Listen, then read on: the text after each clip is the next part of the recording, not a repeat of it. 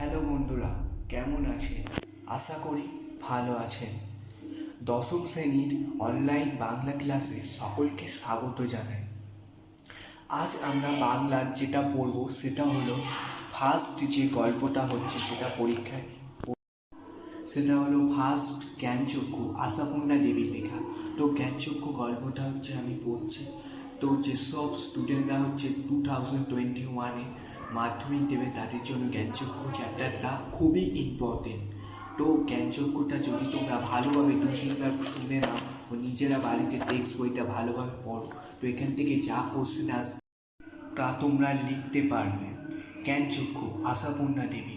তো গল্পটা পড়ার আগে আমি কিছু কথা বলে রাখি।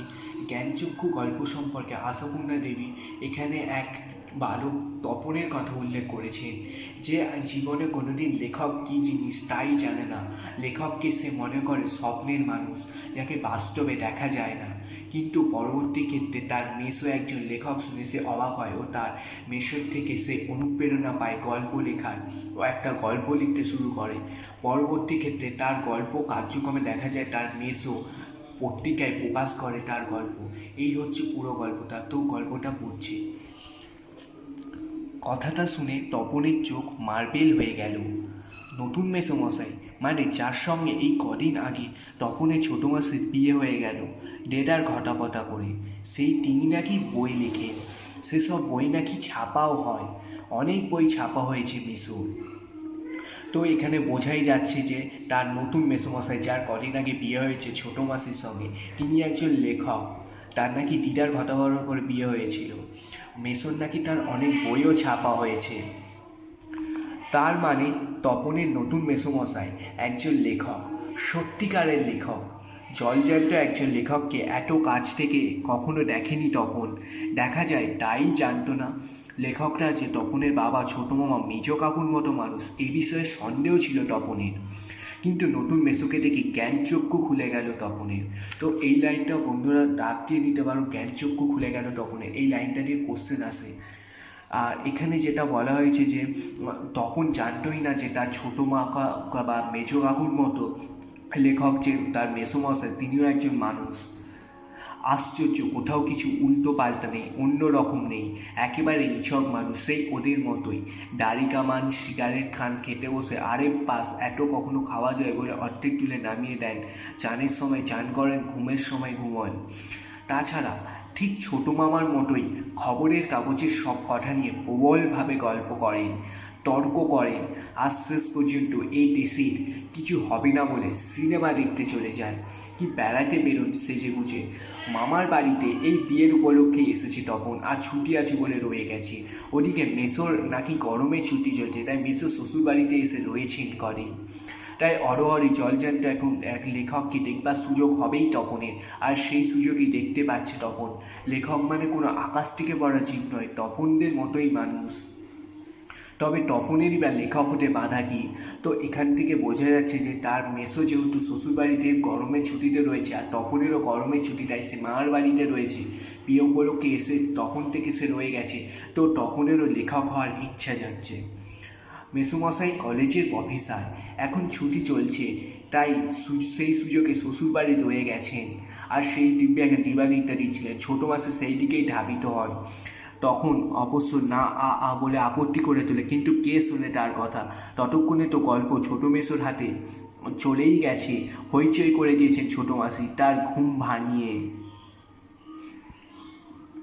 তপন অবশ্য মাসির এই হইচইতে মনে মনে পুলকিত হয়, মুখে করলেও হয়। কারণ লেখার প্রকৃত মূল্য বুঝবে নতুন মেসোই বুঝবে, রত্নের মূল্য জহুরুরির কাছে। একটু পরে ছোটো মেসোকে ডেকে পাঠান তপনকে। বোধ করে নতুন বিয়ে শ্বশুরবাড়ির ছেলেকে খুশি করতেই বলেছেন, তপন তোমার গল্প তো দিব্যি হয়েছে, একটু কারেকশন করে করে দিলেই ছাপতে দেওয়া চলে। অর্থাৎ তপন একটা গল্প লেখে ও সেই গল্পটা ছোটো মাসি প্রথমে তার ছোটো মেসোর কাছে নিয়ে যায়। ছোটো মেসো সেখানে তার গল্পটা নিয়ে খুব মাথামাতি করে, বলে একটু কারেকশন করলে তা ছাপা যাবে। তপনকে খুশি করতেই তিনি মূলত এই কথাটি বলেন। তপন প্রথমত ভাবে ঠাট্টা, কিন্তু যখন দেখে মেসোর মুখে করুণ ছাপ তখন আহ্লাদে কাঁদো কাঁদো হয়ে যায়। তাহলে বাবু তুমি ওর গল্পটা ছাপিয়ে দিও। মাসি বলে মেসোর উপযুক্ত কাজ হবে সেটা। মেসো তেমনি করুণ মূর্তিতে বলেন তা দেয়া যায়, আমি বললে সন্ধ্যা তারা সম্পাদক না করতে পারবে না। ঠিক আছে তপন, তোমার গল্প আমি ছাপিয়ে দেবো। তো তার মেসোর এই কথা শুনে তপন কাঁদো কাঁদো ভাব হয়ে যায় প্রথমে।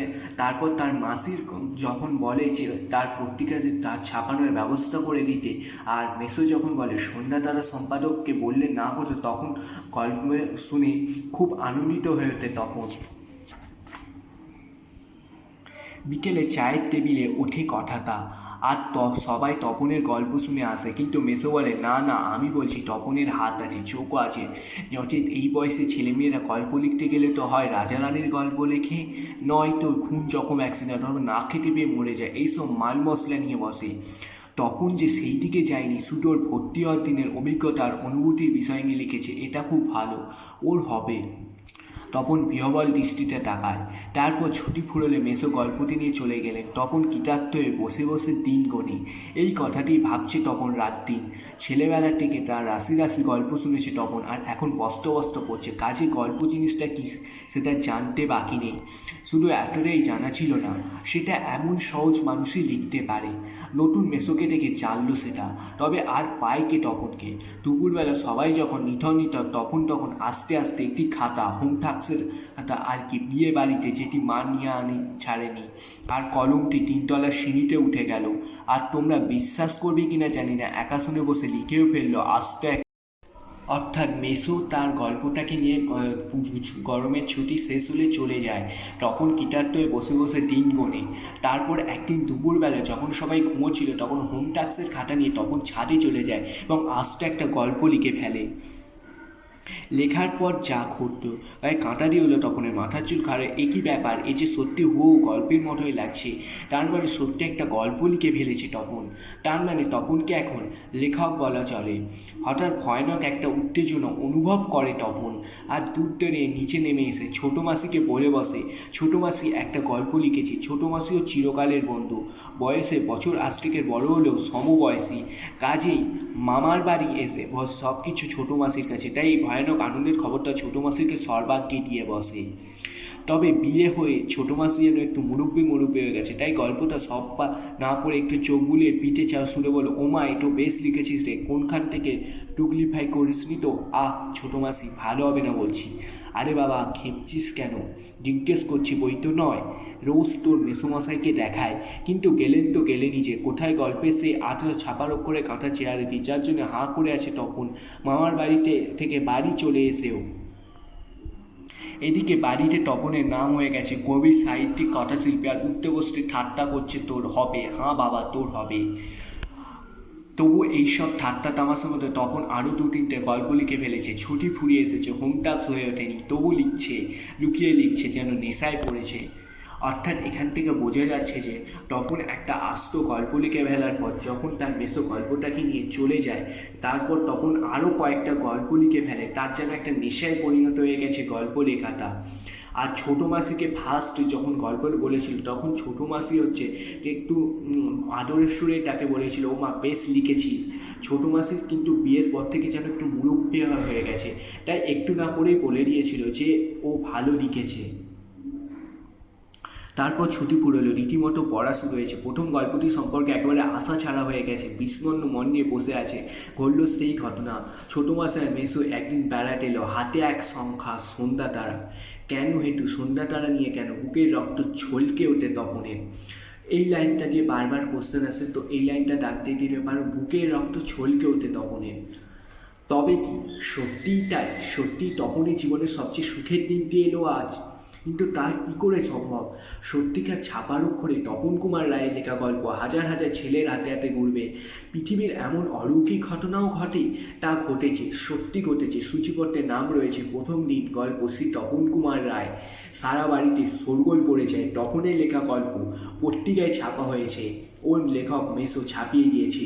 পত্রিকাটি সকলের হাতে হাতে ঘোরে, সকলে একবার করে চোখ বলে আর বলে, পারে চমৎকার লিখেছে তো। অর্থাৎ ছোটো মেসো একদিন তপনের বাড়িতে বেড়াতে আসে ও হাতে এক সংখ্যা সন্ধ্যা তারার পত্রিকা নিয়ে। পত্রিকার প্রথম পাতায় লেখা থাকে তার প্রথম দিনে যে গল্পটা সে লিখেছিল সেটা, আর পাশের নাম শ্রী তপন কুমার রায়। এই নিয়ে সারা বাড়িতে শোরগোল পড়ে যায় যে পত্রিকায় তার নাম ছাপা হয়েছে। মেসো অবশ্য মৃদু মৃদু হাসেন, বলেন একটু কারেকশন করতে হয়েছে অবশ্যই, আর কাঁচাটো। মাসে বলে তা হোক, নতুন নতুন অমনয়। ক্রমশ কথাটা ছড়িয়ে পড়ে কারেকশনের কথা। বাবু বলেন তাই, তা নইলে ফট করে একটা লিখলো আর ছাপা হলো। মেজু কাকু বলেন তা ওরকম একটি লেখক মেসো থাকা মন্দ নয়, আমাদের থাকলে আমরাও চেষ্টা করে দেখতাম। ছোটো মাসি আত্মপাশারের প্রসন্নতা নিয়ে বসে বসে 3 বাজা আর চা খায়, মেসো শুধু কফি। আজ আর অন্য কথা নেই, শুধু তপনের গল্পের কথা, তপনের নতুন মেসোর মুহূর্তের কথা। উনি নিজে গিয়ে না দিলে গিয়ে সন্ধ্যাতারা সম্পাদক তপনের গল্প করে আঙুল দিয়ে ছুটো। তপন যেন কোথায় হারিয়ে যায় এইসব ঘটনা। গল্প ছাপলে যে ভয়ঙ্কর আহ্লাদটা হওয়ার কথা, সে আহ্লাদ খুঁজে পায় না। অর্থাৎ ছোটো মেসো যখন গল্পটা নিয়ে আসে ও কথার ছলে বলে ফেলে যে একটু কারেকশন করতে হয়েছে, সেই কথাটা আস্তে আস্তে তপনের বাড়িতে চারিদিকে ছড়িয়ে পড়ে। ও এই কথা নিয়ে শুধু চলতে থাকে যে সন্ধ্যাতারা সম্পাদক তপনের গল্প ছুটো না যদি তার মেসো ডাকতো। তো মেসোকে নিয়ে অনেক কিছুই হয়ে যায়। তপন যে গল্প ছাপার প্রথমে যে আনন্দটা হচ্ছিল, সেই আনন্দটা সে আর খুঁজে পায় না। অনেকক্ষণ পরে মা বলেন, কই তুই নিজের মুখে একবার পড় তো তখন শুনি। বাবা তোর পেতে পেতে এতক্ষণে বইটা নিজের হাতে পাই তখন। মা বলেন, কই পড়, লজ্জা কি, পড় সবাই শুনি। তখন লজ্জা ভেঙে পড়তে যায়, কেসে গলা পরিষ্কার করে, কিন্তু এ কি, এসব কি পড়ছে তপন, এ কার লেখা, এর প্রত্যেকটি লাইন তো নতুন আন করা, তপনের অপরিচিত, এর মধ্যে তপন কোথা? তার মানে মেসো তপনের গল্পটিকে আগাগোড়া কারেকশন করেছে, অর্থাৎ নতুন করে লিখেছে নিজের পাকা হাতে কলমে। তপন আর পড়তে পারে না, বোবার মতো বসে থাকে। তারপর ধমক খায়, কি তোর চেয়ে কি পায়া ভারী হয়ে গেল? সবাই শুনতে চাইছে তবু পড়ছিস না, নাকি অতি আহ্লাদে বাক্য হয়ে গেল? অর্থাৎ তপন যখন বইটা নিজের হাতে পায় ও গল্পটা পড়তে যায়, তখন সে গল্পটা দেখে যে আগাগোড়া কারেকশান, অর্থাৎ নতুন মেসো গল্পটা কারেকশান করে দিয়েছে। তখনই সে আর পড়তে পারে না, তখন গড়গড়িয়ে পড়ে যায়। তপনের মাথায় ঢোকে না সে কী পড়ছে, তবু ধন্যি পড়ে যায়। একবার রব ওঠে, তপনের লেখক মেসো তপনের গল্পটি ছাপিয়ে দিয়েছে। তখন বইটা ফেলে রেখে চলে যায়। তপন ছাদে উঠে গিয়ে ছাদের তলায় তুলে চোখ মোছে। তপনের মনে হয় আজ যেন তার জীবনের সবচেয়ে দুঃখের দিন। কেন তা জানে না তপন, শুধু এই দুঃখের মধ্যে গভীর সংকল্প করে তপন, যদি কখনো লেখা ছাপতে হয় তো তপন নিজে গিয়ে দেবে নিজের কাঁচা লেখা, ছাপা হয় হোক না হয় না। তপনকে যেন আর কখনো শুনতে না হয় অমুক তপনের লেখা ছাপিয়ে দিয়েছে। আর তপন যেন নিজের গল্প পড়তে বসে অন্যের লেখা লাইন পড়তে না হয়। তার চেয়ে দুঃখের কিছু নেই, তার চেয়ে অপমানের। অর্থাৎ মেসোর গল্পটা সবাই বলার পর মেসো যে ছাপিয়ে দিয়েছে সেই কথাটা শোনার পর তপন ধন্যি করে পড়ে যায়। কিন্তু একবার যখন রব ওঠে যে মেসো গল্পটা ছাপিয়ে দিয়েছে, তখন তপন আর থাকতে পারে না, সে ছাদে চলে যায় এবং নিজের ছাদে চোখ মোছে ও নিজের মনে প্রতিজ্ঞা করে যে তপন এবার থেকে যে গল্পটাই লিখবে সে নিজে গিয়ে পত্রিকায় দিয়ে আসবে, তার লেখা ছাপা হয় হোক না হয় না হোক, তপনকে যেন অন্যের লেখা পড়তে না হয়। এর চেয়ে দুঃখের কিছু নেই, এর চেয়ে অপমানের। তো বন্ধুরা, গল্পটা প্রথম থেকে শেষ পর্যন্ত 2-3 বার তোমরা টেক্সট বইটাকে ভালোভাবে পড়বে। আশাপূর্ণা দেবী জ্ঞানচক্ষু গল্প থেকে কিন্তু ভালোই কোশ্চেন পরীক্ষায় আসে 2021-এর জন্য, এটা কিন্তু খুবই ইম্পর্টেন্ট। তো বন্ধুরা, গল্পটা ভালো লাগলে অবশ্যই ভিডিওটাকে লাইক করবেন, ভিডিওর নিচে যে লাল কালারের সাবস্ক্রাইব বাটন রয়েছে সাবস্ক্রাইব করে দেবেন, ও এই গল্প সম্পর্কে যদি কোনো কোশ্চেন থাকে তো আমাকে কমেন্ট বক্সে কমেন্ট করে জানাবে, আমি সেখানে উত্তর দিয়ে দেবো। ঠিক আছে, তো বন্ধুরা ভালো থাকবেন, সুস্থ থাকবেন।